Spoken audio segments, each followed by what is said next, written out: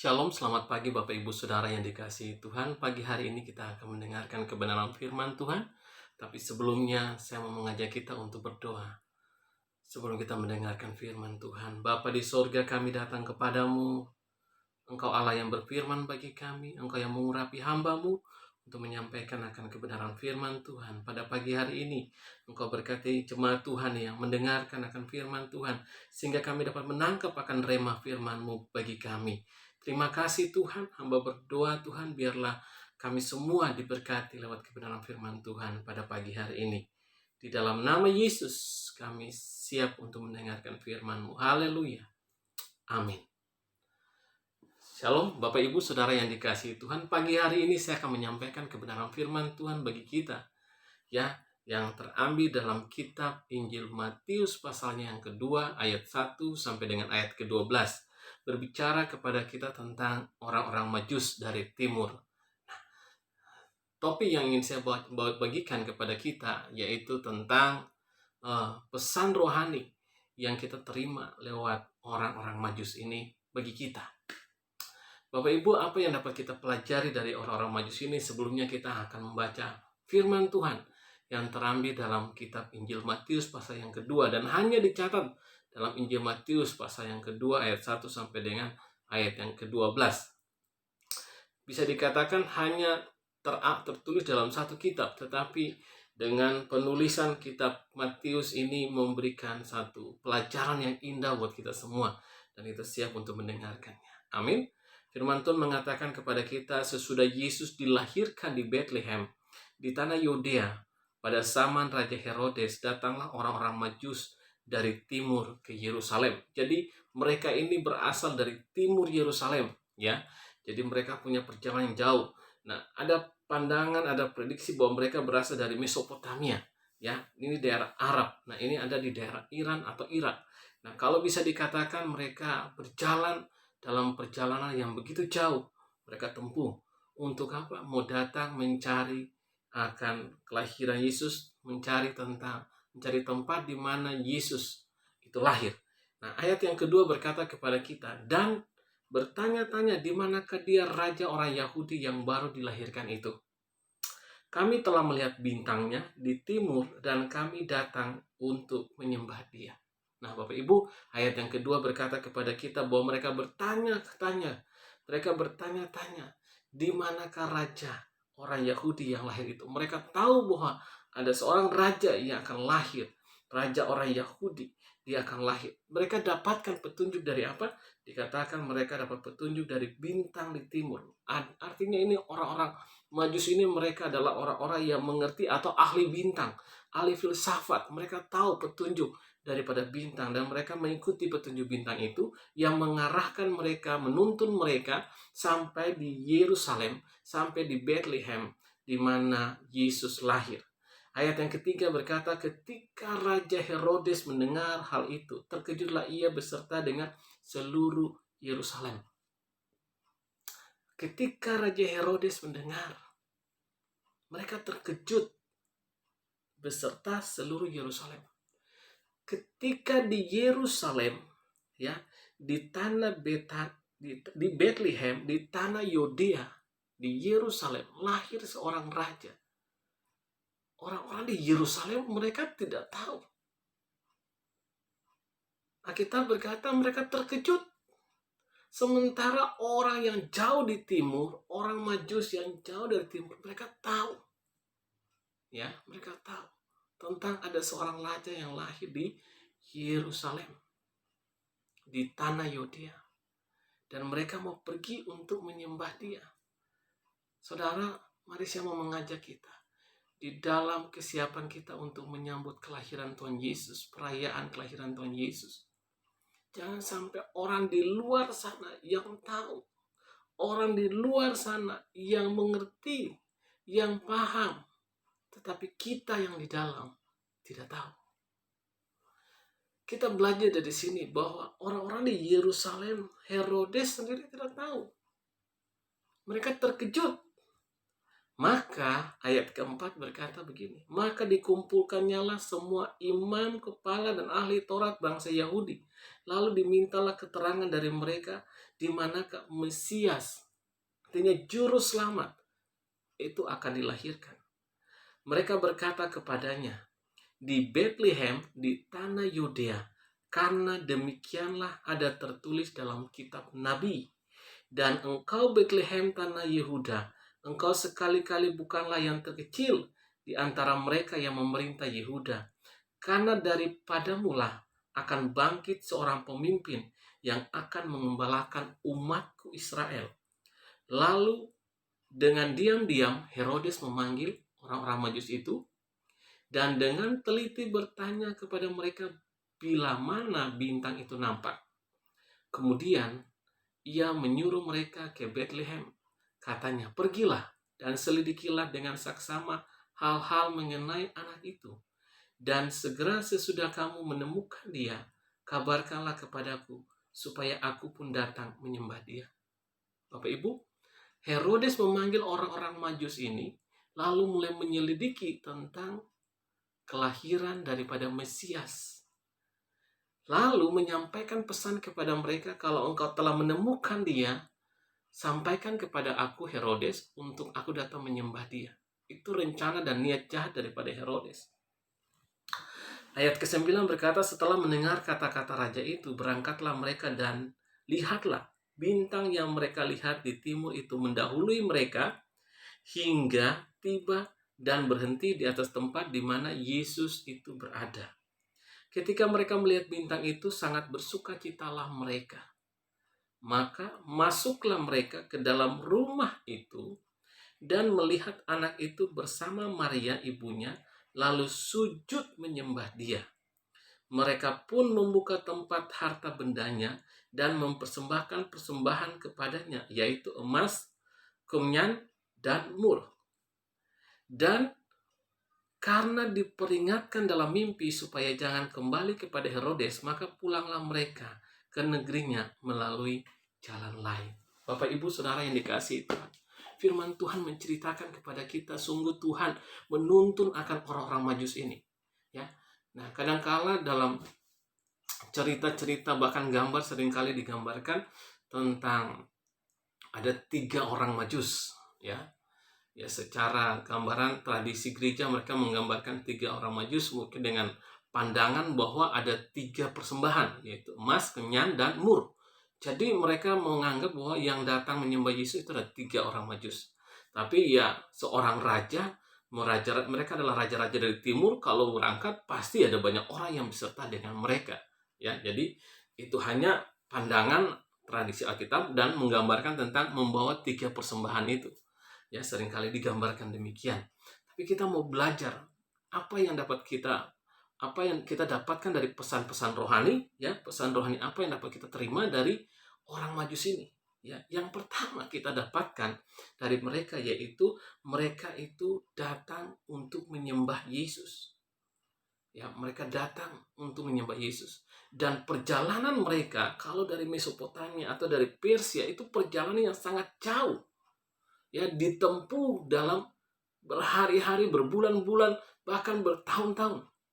Nah, karena kalau kita lihat perjalanan mereka ditempuh melewati padang gurun, melewati daerah yang sulit, yang sukar, tapi mereka tempuh perjalanan yang begitu jauh. Mereka korbankan waktu mereka untuk berjalan mencari seorang anak yang telah lahir, Mesias, dan mereka mau menyembah dia. Mereka punya satu kerinduan, mereka punya hati, punya jiwa, hanya untuk datang ingin menyembah, ingin berjumpa dengan Yesus yang dilahirkan itu. Dan kita menceritakan kepada kita, mereka berjumpa dengan Yesus. Ya, mereka datang, mereka sujud menyembah.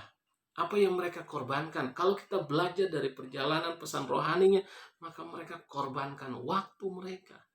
Mereka korbankan tenaga mereka dalam perjalanan jauh. Bahkan mereka mengorbankan harta mereka. Ya, mereka mempersiapkan harta itu. Ada emas, itu melambangkan tentang kemuliaan, dan itu diberikan kepada raja. Dan ada kemenyan. Kemenyan ini menggambarkan tentang penyembahan. Itu yang biasa dilakukan oleh seorang imam. Dan ini menggambarkan bahwa Yesus adalah imam besar. Di mana dia akan memimpin. Dia sebagai seorang pemimpin, dia imam besar kita yang masuk, ya, dia yang masuk ya ke ruang suci, ruang maha suci untuk berjumpa dengan Allah. Dia masuk dengan mengorbankan apa? Darahnya, memberi darah. Dan mur yang mereka bawa itu gambaran tentang apa? Kesatuan. Ada kesatuan tubuh di mana Kristus menggambarkan tentang bagaimana dia mempersembahkan tubuhnya untuk korbannya di atas kayu salib.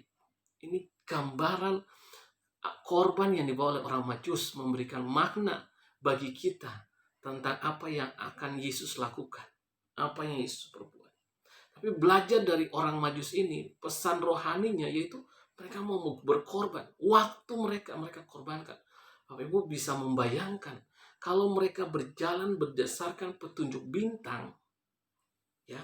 Kalau petunjuk bintang, bintang itu kan terbit pada malam hari. Bintang itu muncul pada malam hari. Jadi pada malam hari mereka juga harus berjalan mengikuti bintang itu. Bisa dibayangkan malam hari, ya, saatnya yang waktu itu tidak ada listrik, tapi mereka bisa berjalan, mereka mengikuti dengan tuntunan bintang itu untuk mencari akan Yesus. Luar biasa.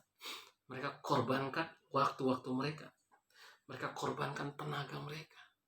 Bahkan mereka mengorbankan harta mereka. Persembahan yang secara khusus mereka telah persiapkan. Hanya untuk datang berikan kepada Yesus. Hanya untuk datang sujud menyembah kepada Yesus. Itu pesan rohani yang sangat luar biasa yang diberikan dari orang Majus. Kalau kita boleh merayakan akan Natal, mari kita belajar, kita boleh melihat sikap penyembahan daripada orang Majus. Kata menyembah yang tadi kita baca, itu mempunyai pengertian proskuneo. Artinya mereka sujud. Ya, mereka sujud menyembah kepada Yesus.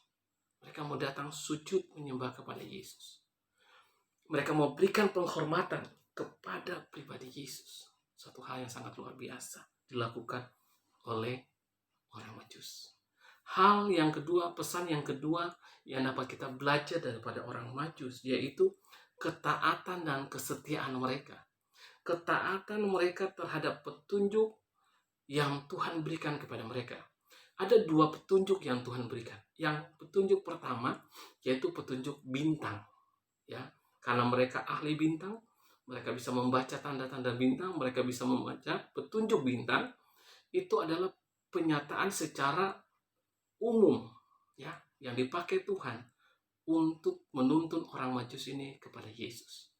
Yang kedua, penyataan secara khusus, yaitu apa? Firman Allah.